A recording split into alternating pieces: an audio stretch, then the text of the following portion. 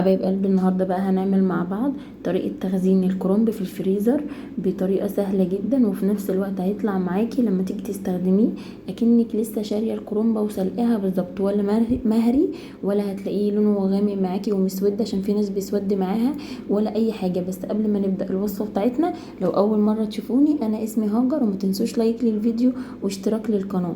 هنا دلوقتي انا عندي كرنبايه اشتريتها كده طبعا وانا بشتري الطلبات، وايه قلت ان انا اخزنها يعني عشان ساعات بحب يبقى متوفر الحاجه عندي، اعملها بدل ما انزل يعني اجيبها على طول. وفي نفس الوقت ساعات الكرنب بيبقى ورقه تخين في اوانه يعني مش موجود، فده بيقعد معاكي من سنه لسنه ومش هيحصل له اي حاجه، واتحداكي لو حصل له حاجه وعملتيه بنفس الطريقه اللي انا هقول لك عليها.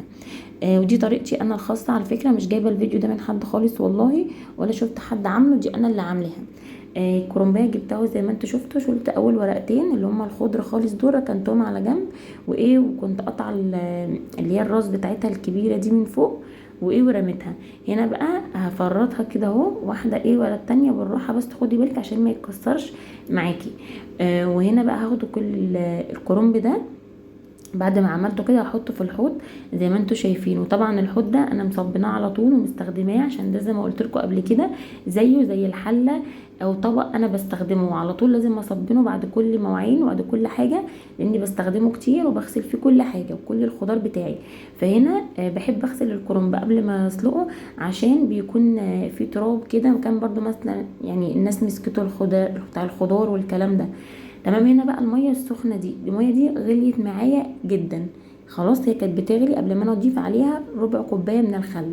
الخل ده ماده حافظه، ولا هيخليه ان هو يسود معاكي، هيفضل زي ما هو ابيض وهيحافظ لك عليه. وتنزلي عليه بنص معلقه من ملح الليمون، ما تقلقيش خالص مش هيعمل له اي حاجه، ومعلقه ملح من العاديه.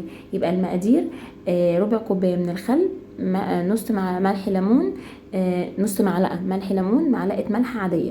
تمام. هنحطهم بقى كده في الميه المغليه قوي دي، وهنقلبهم كويس جدا في الميه ندوبهم. هننزل بقى الورق بتاعنا، احنا مش هنسلق الكرنب، احنا هنغطس الورق كده اهو على الناحيتين في قلب الحله، وهنطلع الورق زي ما هو.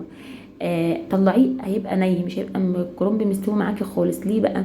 لو انت سبتيه لما تسويه خالص هيتهري معاكي، لما تحطيه في الفريزر وتيجي تطلعيه هتلاقيه شوربه كده، لكن لما بتطلعيه ني التلج اصلا بيطري الحاجه يعني بيفككها شويه. فانت لما تيجي تطلعيه هتسيبيه خالص، هتبصي تلاقيه بقى هو بصي سلقه جاهز، هتستخدميه على طول. يعني بصي انا عملت انا قلبته على الناحيه دي وعلى الناحيه دي في الغلوه كده، وطلعته العروق بتاعته صاحيه زي ما هي زي ما انتوا شايفين، ولسه ني. تمام. هنا جايبه بقى المصفى وكفياها كده على وشها في الحوض، وبنزل عليها بقى الكرنب بتاعه وهو سخن كده مره واحده تحت الميه الساقعه على طول. ليه؟ عشان ما يتهريش زي ما بقولك كده. الكرنب بتاعي لسه يعتبر بصي ربع سوا، مش هقولك نص، ربع سوا.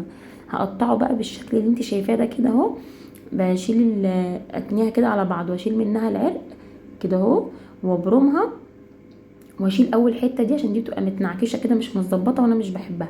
وبعد كده اخرطه بقى على حسب حجم الصابع اللي انا عايزاه، اذا كانت بقى الصباع صغنن او كبير براحتك، التقطيعه دي بتاعتك انت وحسب مزاجك.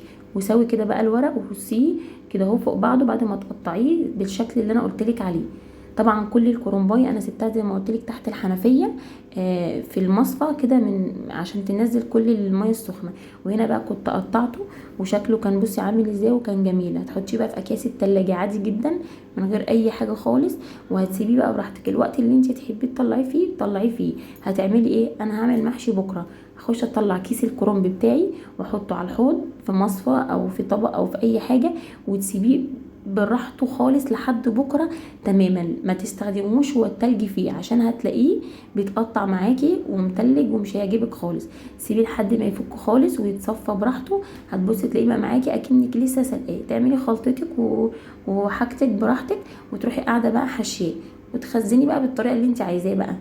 بصي انت هتجربيه وهتدوقيه وهتشوفي طعمه هيبقى عامل ازاي لما تخزنيه وتطلعيه. ان شاء الله الوصفه تكون سهله وسريعه بالنسبه لك، واتمنى ان انتوا تكونوا استفدتوا منها ومن الوصفه دي، لان في ناس كتير ما بتعرفش تعمل خطوه سلق الكرنب دي يعني بتتضايق منها لانها ما بتنجحش. ان شاء الله اشوفك بقى في فيديو جديد بوصفة جديدة، ومستنية اللايك والكومنت بتاعك. باي باي.